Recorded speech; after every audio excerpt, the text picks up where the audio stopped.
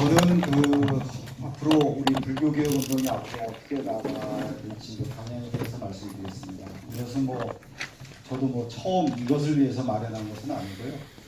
한 6년 전에 종단개혁 운동하고 나중에 이제 자승 연임한다 해서 자승 연임 반대운동할 때 포럼 할 때 발표했고, 또 법보신문이 괜찮을 때 거기다가 이제 신불교 유신론이라고 연재했던 것을 바탕했습니다. 이것을 작년에 국회 토론회나 소책자나 이렇게 써먹었던 것을 조금 업그레이드한 것입니다. 그래서 먼저 전제인데요. 정의평화불교연대에서 합격 발언기도 반대 운동을 했었습니다. 근데 한 절도 동조하지 않았습니다. 몇몇 후보들만 저희한테 논술교실을 보냈어요. 저희는 이제 합격 발언 기도는 이제 사기극이니까 혹세무민하니까 하지 말고 대신 우리 정평불의 교수들이 논술교실을 열겠다 그래서 했음에도 불구하고 단 한 절도 동조하지 않았습니다. 그 이유는 저는 여기에 세 층위가 있다고 봅니다. 우선 아직까지도 우리가 중세의 어떤 주술적인 기복성에서 벗어나지 못해서 우리가 경전에서도 그런 식의 기도는 바위를 물에 던지고 떠오르라고 기도하는 것과 같다고 부처님께서 분명히 말씀했음에도 불구하고 아직 기복성에서 벗어나지 못했기 때문입니다. 근데 한 절도 동조하지 않았던 것은 각 절에 스님들이 소위 돈맛이 들었기 때문이죠. 부처님보다 오히려 돈을 더 섬기기 때문에 합격 발언 기도비에서 나오는 막대한 수입을 갖다가 포기할 수 없었기 때문이라고 합니다. 거기에 또 겹쳐 있는 것이 요새 이제 유럽의 기독교에서 굉장히 많이 나오는 것이 이제 포스트 세속화 문제입니다. 그러니까 유럽에서는 중세 어떤 기독교의 압박 속에서 마녀 사나이니 아니면 흑사병 사태 때 4분의 1이 죽었죠. 근데 흑사병으로 죽어갈 때 기도하라 면죄부 팔아먹고 그랬었습니다. 그래서 이제 그러다가 이제 교회라는 데서 벗어나서 세속화가 이루어졌습니다. 즉 공론장을 만들고 거기서 합리적인 어떤 토론을 통하고 또 과학적인 이성적인 분석을 통해서 한 거죠. 그래서 예를 들어서 예전에는 두통 걸렸다 하면은 악마가 깃들어서 그랬다 하고 면죄부를 사라 하고, 또 면죄부를 샀는데도 안 나면 악마가 못 나가서 그랬다 그러고 구멍을 뚫기도 했었습니다. 근데 그것이 악마가 깃들어서가 아니라 머리에 산소가 공급되지 않았기 때문이다. 또 두통약을 먹어야 된다든가 산소가 많은 곳에서 산책을 해야 된다든가 그런 식의 공론장이 이루어지면서 세속화가 됐고, 그래서 교회의 거리에서 벗어나서 시민사회가 형성되고 거기서 이제 시민적인 주체가 형성되면서 여러 가지 근대로의 이행 내지는 혁명이 가능했던 것입니다. 근데 지금 또다시 유럽에서 포스트 세속화 얘기를 합니다. 재주술화가 되고 있던 거죠. 가장 극단적인 모습이 바로 IS입니다. IS 같이 어떤 종교적인 것이 다시 과학적 이성과 공론을 눌러버리는 모습들. 그리고 상당히 과학과 이성으로 무장했던 시민들이 다시 주술적 사고에 완전히 묻혀버리는 것들. 그런 것들이 이제 문제가 되고 있는데, 우리나라에도 이 탈근대적인 방식으로 나와서 그것의 대표적인 것이 어떤 스님들에 대한 팬덤 현상입니다. 우리 스님 욕하지 마라. 니네 스님 은처가 있다. 니네 스님이 공금행위하겠다. 그러다가 하더라도 많은 불자들이 야 우리 스님 욕하자. 우리 스님은 거의 부처님 같은 분이야. 이런 세 가지가 중첩되어 있다고 보고, 저는 이런 중세적이고 근대적이고 탈근대적인 것이 중첩되어 있는 세 가지 모순을 다 보지 않으면 한국 불교를 보는데 상당히 한쪽만 보게 되는 장님 코끼리 만지식이 될 수 있다고 봅니다. 넘겨주세요. 그래서 한국 불교도 보면은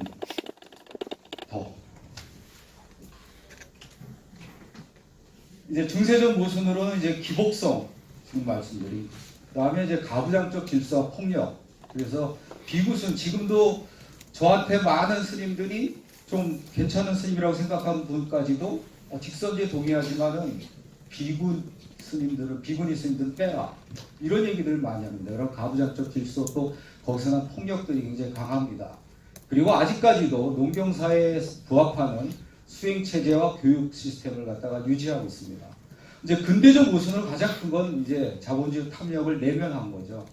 그래서 스님마저도 욕망에 증식을 하고, 우리가 삼위일발 말고는, 바도와 삼위일발 말고는 무소유를 갖다 해야 되는데도 불구하고 도내 노예들이 되어 있는 거. 그 다음에 한국 불교의 가장 큰 문제가 저는 이거라고 보는데 공론장이 형성이 안 된 겁니다. 그래서 시민이든 아니요 스님이든 제가 불자건 시민 주체로서 의식이 없는 거죠. 그리고 정교의착이나 어떤 권승 카르텔이 다른 모든 어떤 합의적인 논의나 정책들을 갖다가 완전히 억압하고 있는 것들이 근대적 모순이고요. 그 다음에 탈근대적 모순으로 이제 종교가 사사되고 있습니다. 그래서 절을 안 가고 나 혼자 수행하면 되지 이런 어떤 사사되는 경향, 지금 말씀드린 대로 팬덤 현상 같은 어떤 재주수와 이런 것들이 이제 가장 큰 문제라고 봅니다. 두 번째는 이제 종단 개혁의 방향인데 이건 여러분이 다 아시는 거라 거의 뭐 제목 정도만 말씀드리겠습니다. 네, 첫 번째는 저는 수행과 재정을 앞으로 수행과 재정을 이제 분리하는 것이 가장 시급하다고 봅니다. 모든 것이 이 스님들이 돈 맛을 아는 데서 빚어지기 때문에 이 수행과 재정을 갖다가 분리하지면 안 되는데 이것을 분리하는 방법은 국가 단위에서는 이제 전통 사찰법을 갖다 개정해야 되는 것이고 또 종원적법을 개정해야 되고 그 다음에 사찰 운영위원회가 지금 있지만 형식적입니다. 주지가 임명하게 돼 있죠. 그것을 민주화하는 것 이런 여러 가지 것들이 같이 이루어져야 되고 그럴 때 수행과 재정의 분리가 될 수 있다고 봅니다. 그 다음에 이제 아까 뭐 김경희 사장도 발표하셨지만 지금 종단의 모든 문제의 핵심은 자승 전 원장한테 있습니다. 자승 원장이 하고 있는 어떤 비리나 범죄 또 여러 가지 문제점은 너무나 많은데요. 그렇기 때문에 우리가 어떤 종단 개혁을 하려면 자승 전 원장을 멸망시키거나 구속시키지 않으면 안 된다. 그리고 고령화 사회에 부합하는 어떤 복지 체계를 갖다가 수립해야 된다.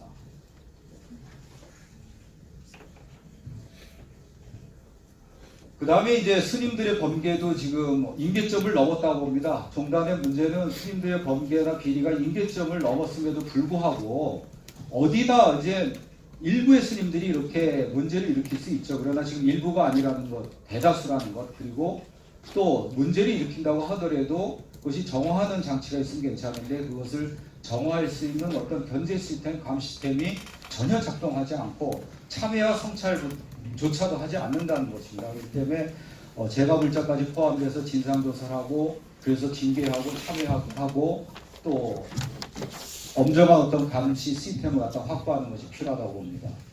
그리고 호계원에 제가 불자가 참여하지 않으면 지금 우리가 본 것처럼 멀빈할 시킬 만한 범죄 행위한 사람도 자기 편이면 살리고 남의 편이면 그냥 무조건적으로 배제하는 그런 것들이 된다고 봅니다.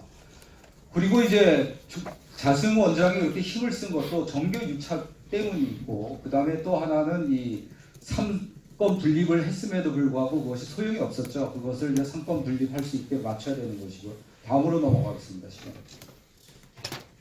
그 다음에 호국불교 이데올로기, 그러니까 정교 유착을 할 수 있는 것 중에 하나가 이 호국불교 이데올로기입니다. 근데 신라 때부터 보더라도 호국불교 이데올로기는 없었습니다. 부처님의 어떤 그 진리의 영역을 갖다 지키라 그랬죠. 호국불교라는 용어는 없었는데 이것이 일제시대 때 천황 이데올로기가 되면서 호국불교 이데올로기로 바뀌었고 그 다음에 박정희 정권 유신체제 때 이제 승군단을 만들 정도로 호국 이데올로기가 됐었던 건데 이것을 우리가 근본적으로 호법이었지 호국이 아니었다 이렇게 비판하면서 어떤 그 정교 유착의 고리들을 깨는 운동들을 해야 된다고 봅니다. 그 다음에 이제 승려교육을 혁신해야 됩니다. 넘겨주세요. 그 다음에 언론 자유도 보장을 해야 되고요. 그 다음에 이제 종단을 넘어서 이제 한국 불교의 개혁 방안입니다.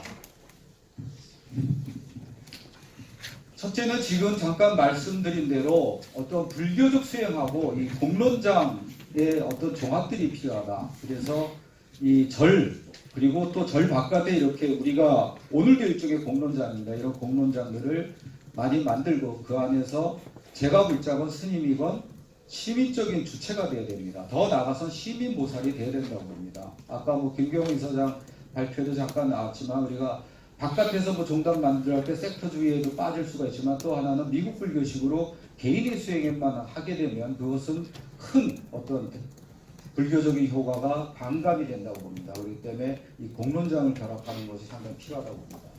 좀 넘겨주세요. 이건 그냥 넘어가겠습니다.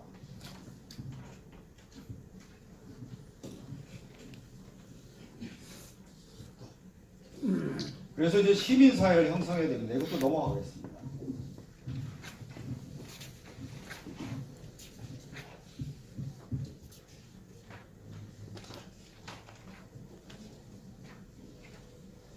그 다음에 저는 이제 눈부처 주체로서 시민보살인데 이거에 대해서는 조금 설명이 필요할 것 같습니다. 저는 20세기에 왜 교양과 상식 또 보통교육이 증대했는데 집단 학살이 끊임없이 벌어졌느냐에 대해서 많은 학자들이 의문을 제기했습니다. 그에 대해서 한나 아렌트라는 사람은 아이만의 사례를 통해서 평범한 악개념을 내세웠고 스테린 밀그램 같은 사람은 권에 대한 복종이라고 했습니다. 그러나 저는 그것도 있지만은 핵심적으로는 독일성의 어떤 배제와 폭력이라고 봅니다. 그러니까 어떤 신부가 백인 아이는 때리지도 못하거든요. 근데 제3세계 사람들은 죽입니다. 또 그 신부가 쓴 보고서를 보면 그 마야족 아기를 갖다 들어갖고 바위에다가 때립니다. 몇 번에 죽나 보려고. 그걸 다른 신부가 말리는 것이 아니라 그것을 그냥 기록하고 있습니다. 그럴 수 있었던 것은 뭐냐, 동일성이라는 거죠. 백인만이 사람이라는. 그리고 백인이 유색인종이 타자들은 뭐예요? 인간이 아니라는 생각이 거기 깔려 있는 거죠. 4.3 항쟁 때도 마찬가지였습니다. 초기에는 서천 애들이 와서 섬껍들은 죽여도 된다고 생각했어요. 그 다음에 뭐예요? 레드헌트를 시작했습니다. 좌파들 다 빨갱이들은 죽여도 된다. 그 다음에 또 제주 안에서 제주 사람의 학살이 일어났습니다. 내가 내 마을 사람 죽임을 해서 내가 우파라고 보장받고 싶었던 거예요. 또 하나는 알뚜르 우뚜르 나눠서 해안과 중산간 마을로 나눠서 그 전에 가난해서 중산간 마을에 천대받았던 해안가 사람들이 또 중산간 마을 사람들 죽였습니다. 이런 것이 가능한 건 뭐냐, 독일성의 틀에 있는 거죠. 백인, 기독교도 뭐 중산간과 해안 이런 식으로 항상 타자를 만들면 그 타자를 배제하고 폭력을 강하게 말합니다. 그리고 이런 어떤 독일성을 깨는 것을 저는 눈부처라고 봅니다. 이 개념이 뭐 원래 사전적인 거 있지만 저가 여기다 철학적 개념을 좀 더 붙여서 우리가 상대방 눈동자를 마주보면 상대방 안에 내 눈동자가 아니 내 모습이 보입니다. 그걸 우리나라 사람들이 눈부처라 했습니다. 거기다 저는 더 의미를 붙여서 눈부처를 보는 순간은 너와 나의 어떤 경계가 무너지는 겁니다. 상대방의 몸 안에 있는데 내 모습이 몸 안에 있는데 그것은 또 내 모습이고 또 그걸 보는 순간 아, 내 눈동자에도 저 사람이 있겠구나라고 생각합니다. 그리고 제가 누구를 죽이러 가거나 아니면 때리러 갔다 했을 때 눈부처를 보게 되면 때리지 못하게 됩니다. 내 안에 부처님이 그 형상으로 나타난 겁니다. 또 하나 뭐냐면 번박하게 제가 소설로 비유를 하면은 이렇게 가능하죠. 제가 실제는 아닙니다. 예를 드는 겁니다. 제가 대학을 독일 간호사로 간 누이가 보내주는 월급으로 대학을 다녔는데 어느 날 누이가 죽은 거예요. 그래서 알아봤더니 독일 의사한테 성폭행을 당해서 자살했다. 그래서 저는 이제 대학을 때려치우고 이제 자수성가해서 조그만 공장을 운영하게 됐습니다. 그래서 나는 고유명사 독일은 의사만이 아니라 고통명사 독일은 의사도 되지 않기 위해서 어떻게 해요? 거기에 이주노동자들을 갖다 절반을 고용하고 그들을 이제 형제처럼 대했습니다. 같이 밥도 먹고 전 축구 좋아하니까 축구도 하고 노래방도 가고 그랬습니다. 근데 어느 날 제 아들이 와서 아빠야말로 독일은 의사다 그리고 집을 나갔습니다. 왜 그랬겠어요? 저는 굉장히 처음에 억울했겠죠. 누구보다 나를 옹호해야 될 아들놈이 내가 가장 증오하는 독일은 의사라니. 어느 날 아들이 그 이주 노동자 가운데 흑인 여성 이주 노동자를 데리고 와서 결혼하겠다고 했습니다. 저는 이제 유학자의 자손으로서 그것까지는 허용이 안 된다. 깜둥이가 내 조상 제사 지낼 것까지 안 된다 했더니 아들이 그 말한 거죠. 그 아들 말 속에서 내 안에 독일 의사를 본 거죠. 그리고 그 다음날 소풍을 가서 내 안에 독일 의사, 그 흑인 여성 이주 노동자, 그 흑인 여성 이주 노동자 안에 있는 내 누이, 이 넷이 하나가 되는 게 바로 눈부처입니다. 이것은 완전히 동일성이 깨지는 거죠. 들레즈라는 사람도 이제 동일성에서 벗어나서 우리 차이 그 자체로 가는데 차이 그 자체는 감성에 의해서만 이루어집니다. 관념이나 개념은 언제나 동일성으로 환원한다 이런 얘기를 했는데 바로 그 경지라고 봅니다. 그리고 이 눈부처 주체 세 가지 자유를 추구하는 겁니다. 하나는 이제 소극적 자유는 우리가 아는 자유죠. 구속과 억압에서 벗어나는 거죠. 그 다음에 적극적 자유, 프리덤프는 우리가 노동을 통해서 내 앞에 자연을 변형시키거나 내 목적과 의도를 갖다가 수행하는 것, 또 내가 거둔다는 것, 어떤 수행을 통해서 이런 것들이 바로 이제 적극적 자유고, 대자극 자유는 내가 다른 사람을 갖다가 자유롭게 함으로써 느끼는 자유입니다. 그러니까 원효도 진속구리에서 어떤 얘기를 하냐면 내가 설사 수행 정진을 해서 부처가 되었다고 하더라도 중생이 고통에 있는 한 나는 부처가 아니다. 그를 부처로 만드는 순간 내가 부처다 한 그 경지죠. 이런 세 가지 자유를 종합할 수 있는 것이 바로 눈부처 주체고, 이런 눈부처 주체로서 어떤 시민 보살이 될 때 우리가 어떤 새로운 불교를 만들든 청정한 불교를 만들 수 있다고 봅니다. 그 다음 넘어가요. 그 다음에 우리 불교가 자폐 종교를 전락했다고 봅니다. 그러니까 절이 고립된 섬입니다, 한마디로. 그리고 아까 말씀드린 태행 종교고, 그렇기 때문에 자폐 종교에서 벗어나야 된다. 그래서 스님이 진짜 지역사회에 존경받는 어른이어야 되고, 또 절이 고립되는 게 아니라 지역사회의 공동체와 여러 가지들을 같이 할 수 있어야 된다고 봅니다. 지금 우리나라의 어떤 진보적인 개혁이 실패한 것 중에 하나 있다면 진보적인 인사들 다 서울에 소모운동합니다. 진보정당, 정의당 같아도 공천에 못 냅니다. 사람들이. 지역 사람들이 없기 때문에. 그러니까 뿌리 없이 열매만 따먹으라고 하는 거예요. 그렇지 않고 이제 지역에 가면 여러 가지 시민단체도 있고 또 여러 가지로 이 불교 단체들도 있습니다. 그런 것을 하나 아우르는 하나의 센터가 돼야 된다고 봅니다.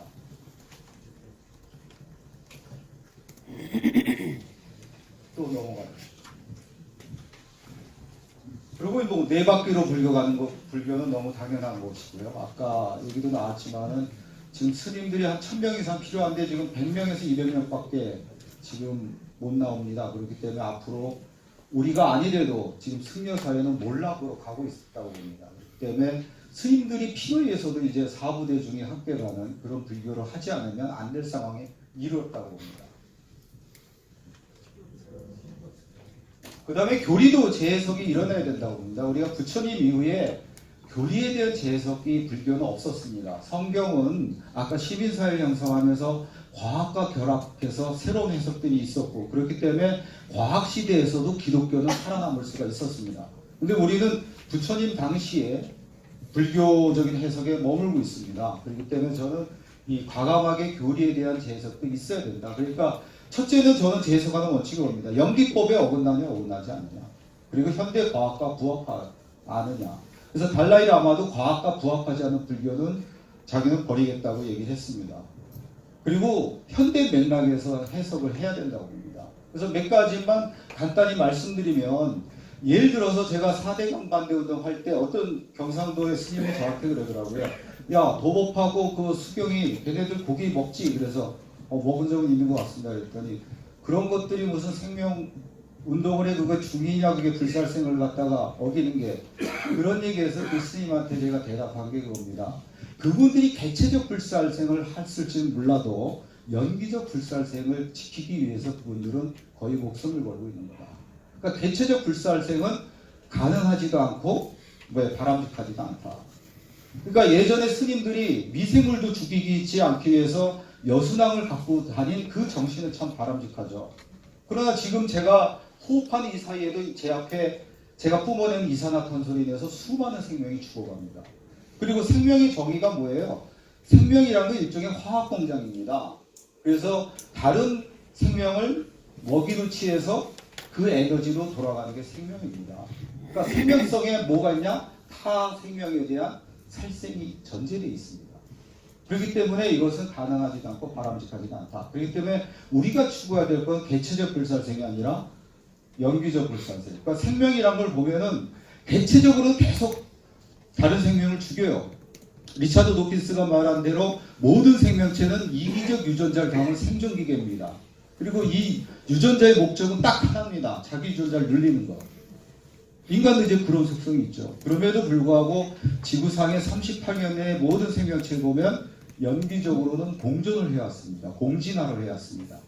공진화에 성공하지 못한 생명체는 멸종을 했습니다. 함께 잘 사는 것들이 진화를 해오고 번성을 해온 것입니다. 그래서 그런 식으로 이제 바뀌어야 된다는 거죠. 또 하나가 이제 자비로운 분노입니다. 그러니까 저도 예전에 뭐 쌍차나 이렇게 희망버스 이런 데 갈 때 한 불자가 저하고 술 먹다가 그러더라고요. 이동 교수가 민기업 의장이니까 지식인으로서 쌍차 희망버스 가는 거는 바람직하지만 불자로서는 분노하는 거기 때문에 삼독을 어기는 거다. 그렇게 얘기를 하더라고요. 그래서 저도 상당히 오랜 동안 번민을 했어요. 내가 그래서 불자를 포기하고 민기업 의장으로서 계속 쌍차 희망버스 이런 데 가서 연대를 해야 되는가? 아니면 그거를 불자를 지키기 위해서 가지 말아야 되는가? 그러다가 이제 대방평경을 이제 달라이 라마의 글이죠. 대방평경에 그런 말이 있는 거죠. 그러니까 500명의 선원이 탔는데 그 한 명의 선원이 나머지 선원을 다 죽이려고 하는 거예요. 그래서 선장이 그 사람을 3번에 걸쳐서 설득했는데 설득이 안 돼요. 그러니까 선장이 어떻게 해요? 할 수 없이 그 한 사람을 죽여서 499명을 살리고 또 그 사람을 죽이는 업을 내가 받고 지옥에 가겠다고 합니다. 그 선장이 바로 이름이 대비 선장입니다. 그리고 그 선장이 전생의 부처님이었다는 얘기가 나옵니다. 그래서 저는 정의로운 분노 또한 내 입장에서는 정의지만 다른 사람의 입장, 다른 집단의 입장에서는 이데올로기일 수 있다고 봅니다. 그러나 이런 타자의 고통, 나보다 약자의 고통에 공감을 해서 하는 분노는, 자비로운 분노는 저는 타당하다. 그리고 업 개념도 이제 공업 개념으로, 또 고라는 개념도 슈바락사 박사가 말했듯이 개인의 고만 말할 것이 아니라 우리 사회적 고도 얘기해야 되는 거죠. 또 뭐라고 그 다음에 불교개혁 행동의 향후 운동 방향에 대해서 말씀을 드리겠습니다. 이건 크게 3가지 트랙이 저는 가능하다고 봅니다. 그래서 첫째는 요건 그냥 읽겠습니다. 종단 바깥에 청정한 불교, 청정한 승제가 불자들로 이루어진 상가 공동체를 건설하는 것입니다. 제가종이든 청정한 스님과 함께하든 각각 단체 이념에 따라 대안의 개혁 불교를 세우는 것입니다. 이것이 성공하려면 21세기의 포스트 세속화 시대에 부합하는 교리의 재해석과 계율의 현대화를 수행하면 물론 위로는 깨달음과 열반에 이르고 아래로는 중생을 구제하면서 청정함을 유지할 수 있는 수행법과 청규, 의례, 교육체계를 마련해야 합니다. 이 노선에서 경계할 것은 종단 이탈주의의 기울어 분파로 비결되는 것입니다. 이는 종단의 권승들이 가장 바라는 바입니다.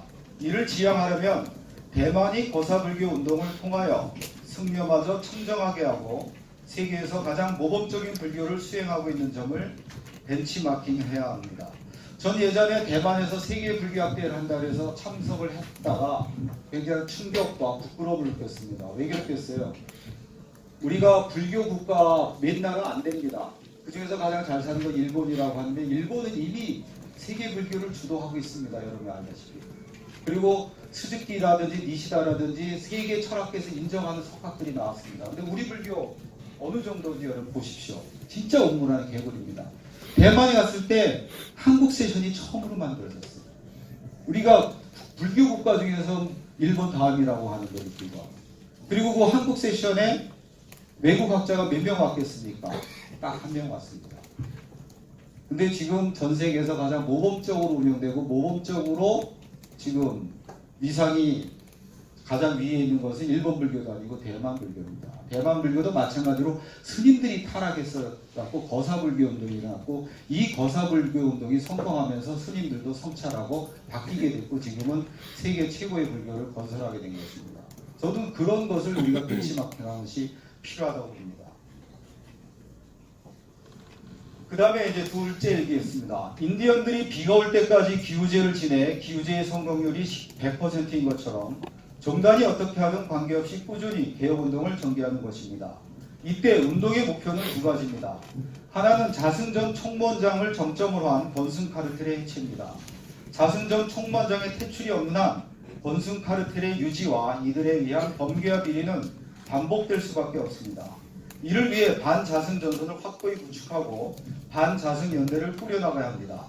다른 하나는 수행과 재정의 분리, 직선제 등 종단을 근본적으로 개혁할 수 있는 개혁책을 제도화하는 것입니다. 넘기겠습니다. 이것이 가능하려면 불교개혁 행동에 들어온 단체와 회원을 중심으로 대중을 기반으로 한 불교개혁 신도회를 조직하고 청정한 승려 시민사회단체를 연대합니다.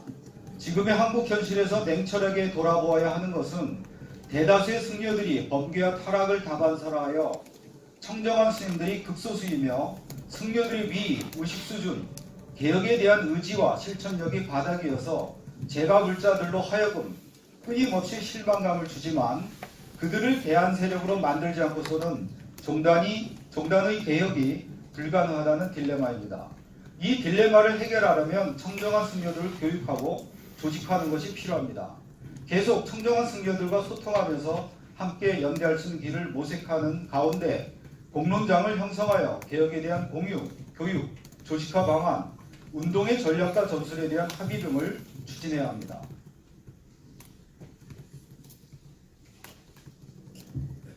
아울러 민변, 참여연대, 진보연대, 민교협, 정교조 등 시민단체의 연대를 더욱 돈독히 하여 종단 개혁을 공론화하고 이들의 힘으로 종단을 압박하고 권승카르텔을 해체하고 자승 전 총무원장을 비롯한 범죄승려 퇴출운동을 지속적으로 수행합니다.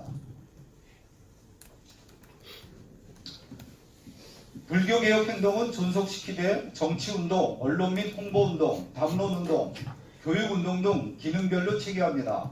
정치운동팀은 시민단체와 연대하여 청와대, 국회를 압박하여 사찰법 개정 등을 추진하고 안으로는 종회와 종단을 압박하여 종언과 종법의 개정을 추진합니다. 언론 및 홍보운동팀은 교계신문과 일반신문과 방송, SNS를 대상으로 끊임없이 종단의 적폐와 개혁 방안에 대해 홍보, 이슈 투쟁, 아젠다 세팅 등을 전개합니다. 담론운동팀은 불교개혁 싱크탱크를 만들고 불교개혁에 관련된 담론을 생산하고 이를 구체화하기 위한 정기 포럼을 수행합니다. 교육운동팀은 종단과 별도로 청정한 불자, 시민보살을 양성하기 위한 교육 프로그램, 교과과정, 교재를 마련하고 교육 공간을 확보하여 교육을 수행합니다. 이를 위한 전제는 각자 각 단체의 역사와 이념에 맞게 차이를 인정한 바탕 위에서 화이부동의 연대를 모색해야 하며 승제가 모두 공론장을 통해 주체로서 각성한 시민보살로 거듭나야 합니다. 아울러 각 단체의 법회, 교육, 문화행사들을 불교개혁 행동 전체위원이 서로 공유하고 서로 참여하면서 공동의 목표를 추진합니다. 셋째, 각 절 안에서 청정한 불자들이 연대하여 내절 청정하게 바꾸기 운동을 수행하는 것입니다. 상카의 전통인 갈마제를 풀뿌리 민주제와 결합하여 사부 대중이 평등한 협치 시스템을 정립하여 절 안의 온갖 정패를 청산하고 수행과 재정의 분리, 사방승가 정신에 부합한 사회복지체계 수립 등의 운동을 벌입니다. 이를 위해 미투운동처럼 각성한 신자들이 단 2명이라도 모이는 것부터 시작하여 을들의 민주주의 깃발을 드는 것이 필요합니다. 매진말이고 넘어가겠습니다. 이것도 넘어가고요.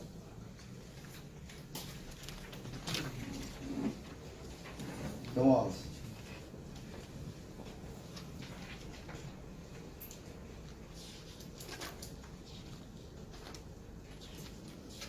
자, 그 다음에 이제 마지막으로 청정하고 깨어있는 불자들의 청교입니다. 그래서 33가지인데 한두 개만 보고 끝내겠습니다.